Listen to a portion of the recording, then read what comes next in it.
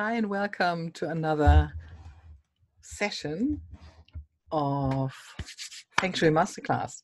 Looking forward to this one, and you will soon see why. And yes, we are back in New Zealand. We are back in Tauranga. Right now we're in Napier, to be more precise, but we are back in New Zealand. And yes, I still haven't had my glasses fixed. This happened actually in the end of the first week of 7 weeks in Australia. So I got it fixed all the time. So the new ones are on the way. So until our next masterclass, I hopefully have a new pair of glasses. And the new pair of glasses will also have anti-reflective. Yes. So I'm looking forward to that too. So, and yes, I've got a new haircut. That's on top of it. So yes, hi and welcome to tonight's Feng Shui Masterclass. And yeah, it's wintertime. So this is why I thought let's do a session just on the element of water. But before we do that, I want to answer one of the questions that came in because it's not related to that topic at all. Yes, if you are living, somebody asked, if you are living in an apartment, in a larger scale building, you can actually just use the bagua. It makes it much, much easier because the influence of the elements of the southeast, west, north, and so on is not that strong anymore. If you're living somewhere where you have the elements of all directions influencing you, like when you're in a house, or let's say it is an apartment building where you have all four directions around you, very rare but possible, then the influence of the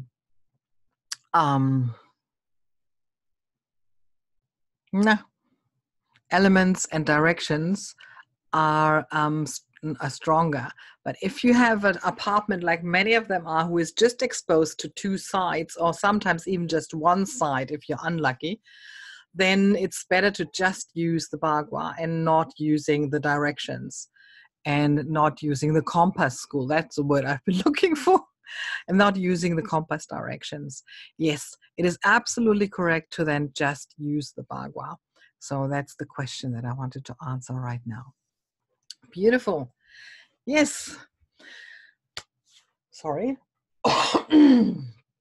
Winter, element water. So what I wanted to do before I start with that one element is going to exactly that one.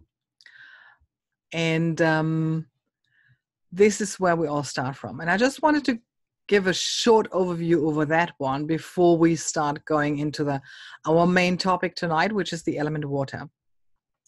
So if you remember the session that we did about the bagua, I already referred to the 5 elements.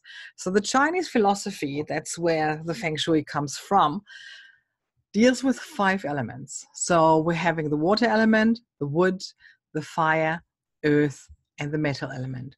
And they all go around and one feeds another. Water feeds the wood, wood feeds fire, fire feeds earth, and earth feeds metal, metal feeding water again. So this is the feeding cycle of those 5 elements.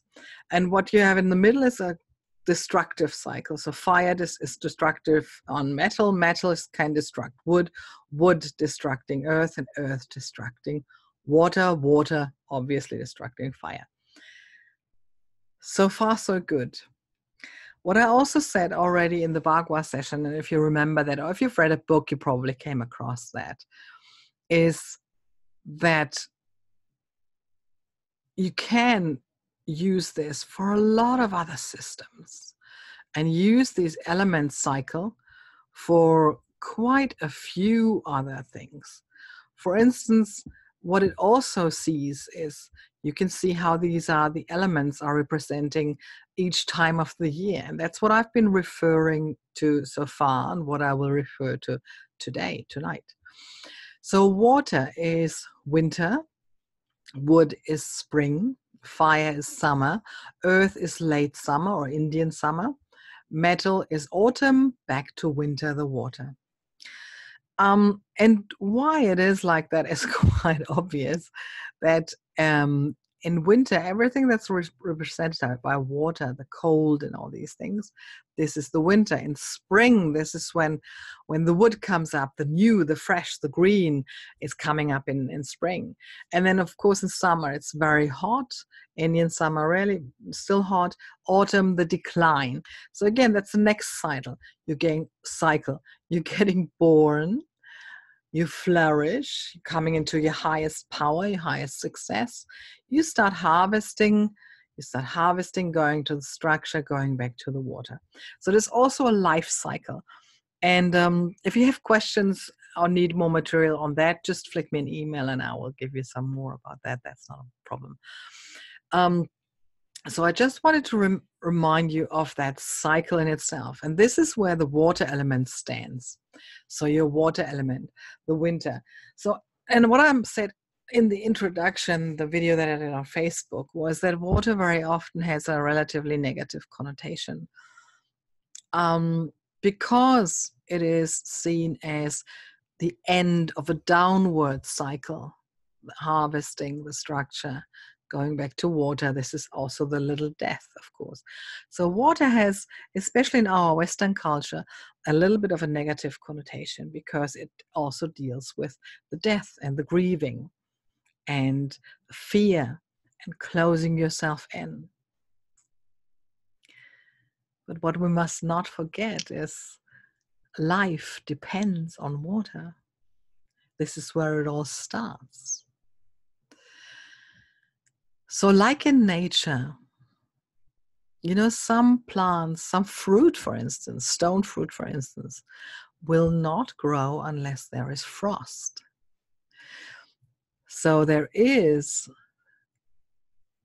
an element in nature that actually needs the winter, needs the decline, needs at least a change in season. So certain plants won't grow unless there is a winter. Of course, certain plants also won't grow if there is a winter. That's how the plants adapted to nature. But what I want you to realize about water and about the winter and about the cold and about Matariki, about in the Northern Hemisphere, it would be New Year. Because that's what the water will guide you through into something new. So if you are stuck somewhere in your life cycle, somewhere in your ideas, if you feel stuck also in your place, then water is the element to make it flow again. I mean, it's in the word itself, isn't it? So water is the one that can make it flow again. And do you remember from the Bagua which area of your house would like to have some water, as in a picture or as in a feature or as in color? It's your entrance. So again, a lot of what we want to achieve in life and a lot of how we get into things starts with water. Water is nourishing us and water is helping us come to life. So what I would like to do with this session tonight is to actually give you a perspective that water is not only just the end of the decline, it's also the start and the new beginning. One of the metaphors that I like using is that of the caterpillar before it becomes a butterfly.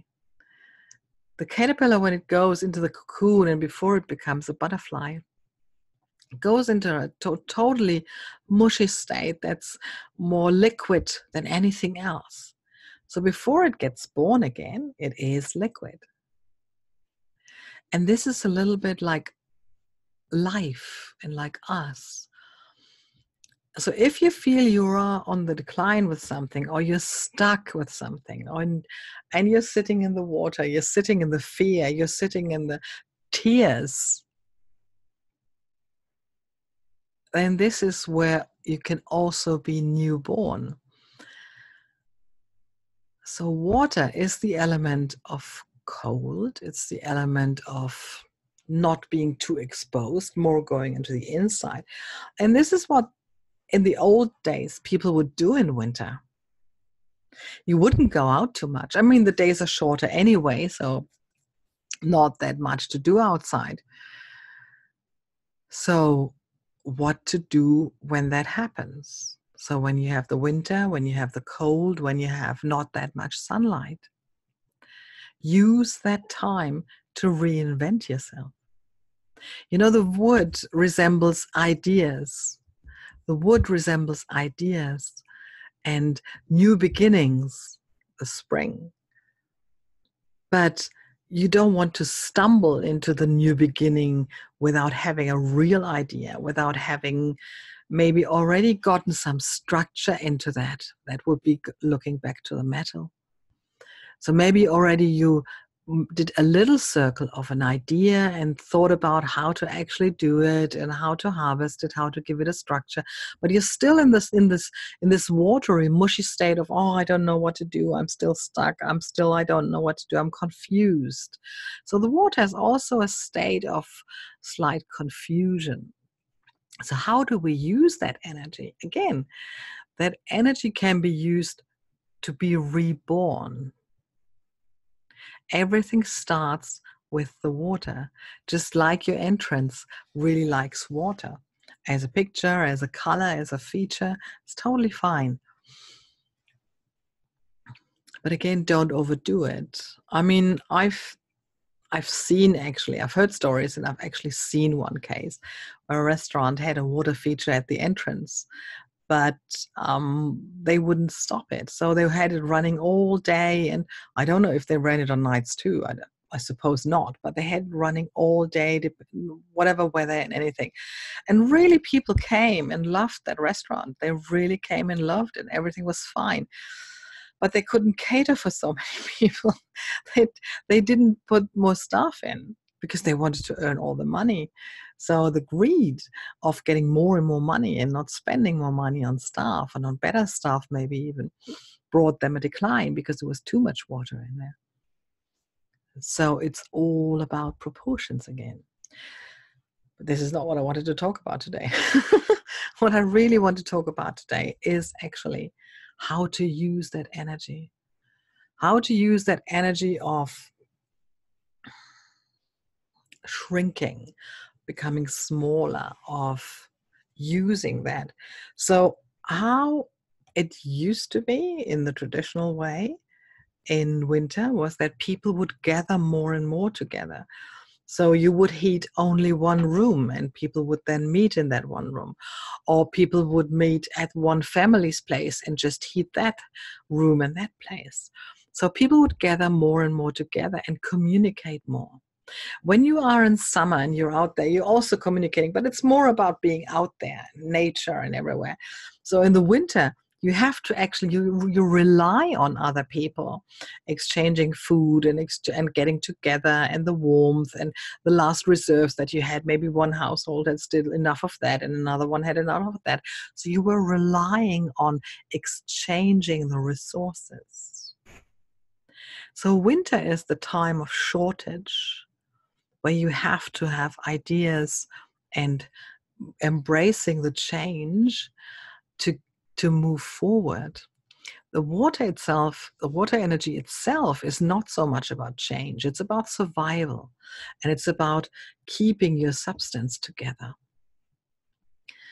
So using that decline and that time of scarcity, alleged scarcity, I'm saying, because there's not that much out there to do, not enough light, not enough sun, nothing grows much. So using that time of really bringing yourself to your inside. So the time of water, as the time of winter, is a time to really have an introspective, to look inside of you and to search your inner path. Maybe that's what also is connected with the element water. So to really look into yourself, have this introspective, communicate more with people around you, getting together, exchanging resources, which is also exchanging ideas. Maybe somebody knows someone who can bring you further. So it's a time of connecting yourself with others and of connecting yourself with new ideas. Because there is not that much to do out there. There is not that much to be. So you can actually use that time to come to yourself and to look inside of you. And to answer one question that got sent in is, what is it if you feel stuck in the water? What to do when you feel really stuck in the water? You can't get out of there. It's always, you feel like it's always dark. You feel like it's always cold. What you can see is, number one, you can really try and work on getting new ideas. The wood energy, just call in the wood energy, and like going out into nature. Or on the other hand, what you can also do, because the metal is nourishing the water, but no, I'm not for that idea. Stop. No. But what another thing to do is, the earth is diminishing water, and earth is everything to do with your middle, is everything to do with your nutrition, it's everything to do with connection with others. So if you feel stuck somewhere in a place where you don't want to, you can really, like I said, that's what, if you look back at what in a traditional household for centuries humans would do, is really get together, find ways and strategies to stay nourished mentally and physically, to stay nourished, to exchange, to talk, communicate. And I want to go a little bit deeper into that point of introspection. In the Northern Hemisphere, we're having a time, it's between Christmas and Epiphany. So it's between the 24th of December and, is it the 6th of January? I think, yes. And in this time, it's 12 nights, yes. 6th of January, 12 nights, where in the old traditions, those nights were called Rauhnächte. And those 12 nights had a meaning to the old people and to the herbalists also. You would really go into an introspective, into meditation, into whatever you want to call it. And each of the 12 nights represented 1 month. And they believed what you dreamt in that night, which belonged to a certain month and to a certain energy, this is what would come true for the next 12 months. But especially it was used for the family to get together, to look back at the year. Because in the Southern Hemisphere, we don't have a new year as such. We don't do it in that way, but we should actually really look into what happened in the last 12 months. Who was gone, who came new into their life, something that happened to the family, something that happened to the harvest, to the jobs or anything. And then really look into the next 12 months. So that's what people would do in those short times, in that winter time, in that water time, when the days are really short. Look back into the last 12 months. So this is also for us right now. Now that it's winter time, looking back into the last 12 months. And what happened in the last 12 months? What changed in the last 12 months? To the good, to the bad? Is something bad that happened really, was that really bad? Or was it just change? So I would really invite you in winter time to start looking back to the last 12 months and asking yourself, how did I evolve in the last 12 months?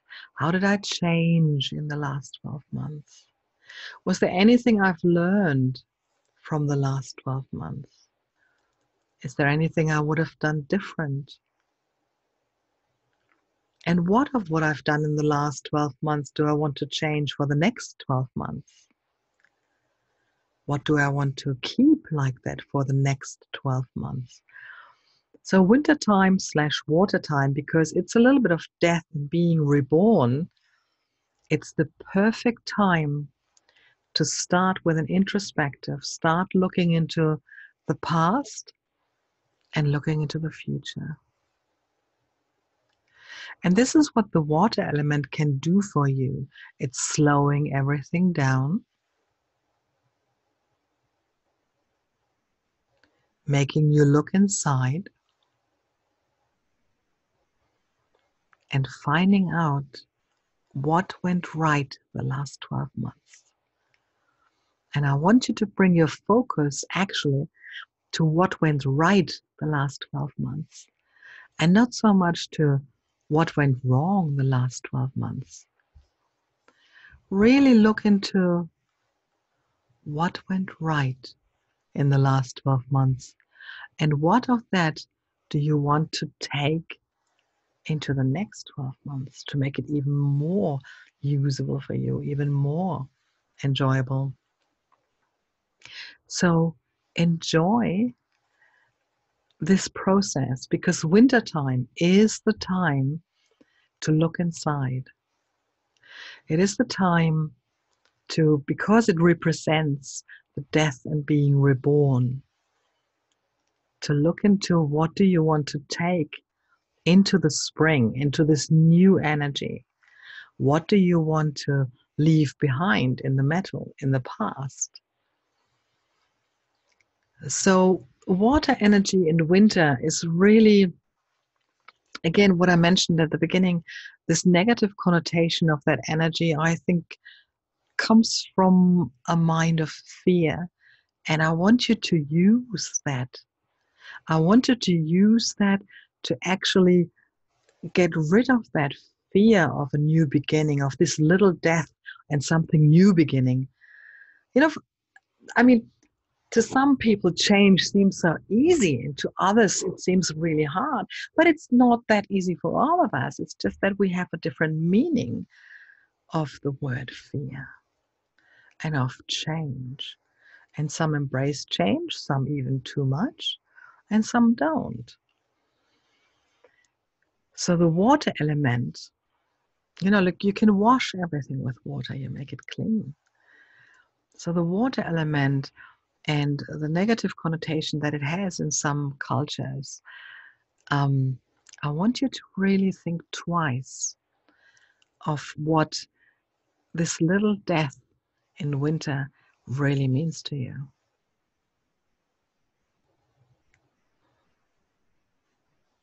And what you want to take from that.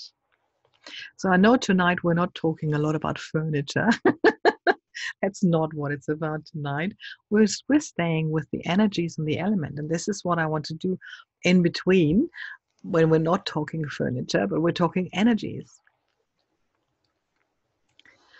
So if you take one thing from that lesson today, then it is really that a time of that feels like being stuck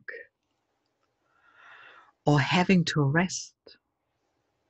Maybe it's the time of introspective. And maybe it is the time that gives you the energy that gives you the time to go into that introspective and then make the change. Unless you like being stuck, then you can stay there as long as you like. It's none of my business, and I'm not judging you for that. Definitely not.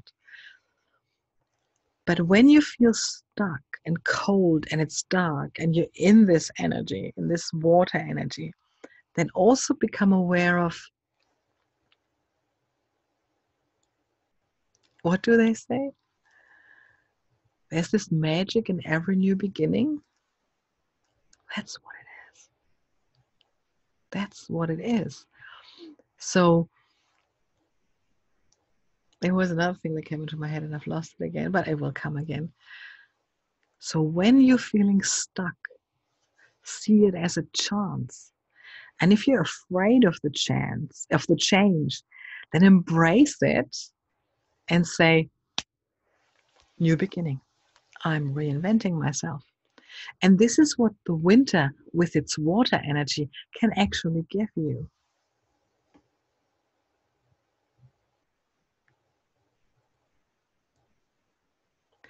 if you have any questions about that, feel free to flick me an email, or we're having a little chat about it.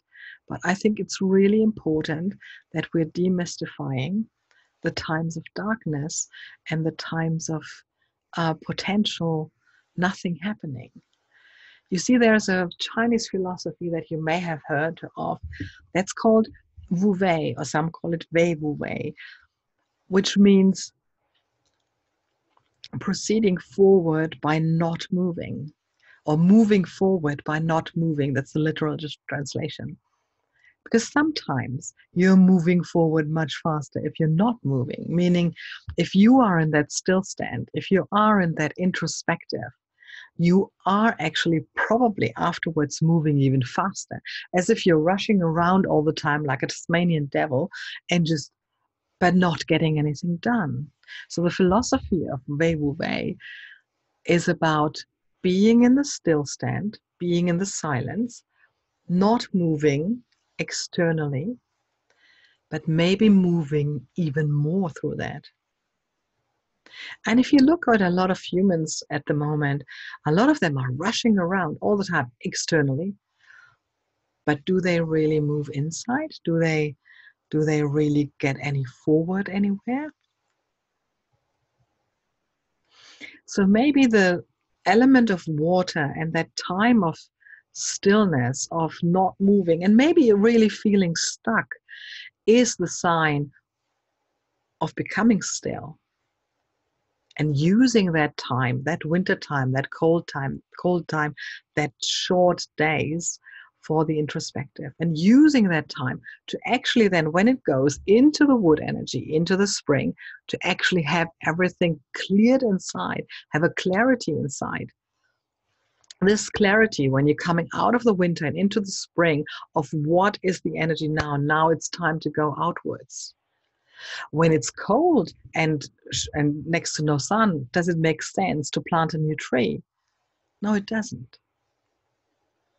So the energy is now about nourishment. The energy is now about holding still. The energy is now, right now, about becoming clearer about yourself. Not so much rushing around. So if you're interested in the Wei Wu Wei, just look it up. It's really fascinating. There are quite a few really good books out there about that philosophy. So this is what I want to give you today. Nothing about furniture. I'm so sorry. It is about the energy of the winter and using this energy of the winter, this energy of the water in this case, to become clearer on the inside. And when it then starts getting warmer, starts getting more and more light, this is when you plant your trees. This is when you seed on the outside. But the actual seed started on the inside in the water area and nourished by the water. And then you're getting stronger and stronger plants. Wow. Okay, so this is what I wanted to give you today. I've recorded everything. If anybody has a question, I'm still here. I will now stop the recording and looking forward to seeing you again next month. For those who are here live, you're more than welcome to stay for a little Q&A session afterwards. And I'm looking forward, here we go, I'm looking forward to seeing you again next month. Bye.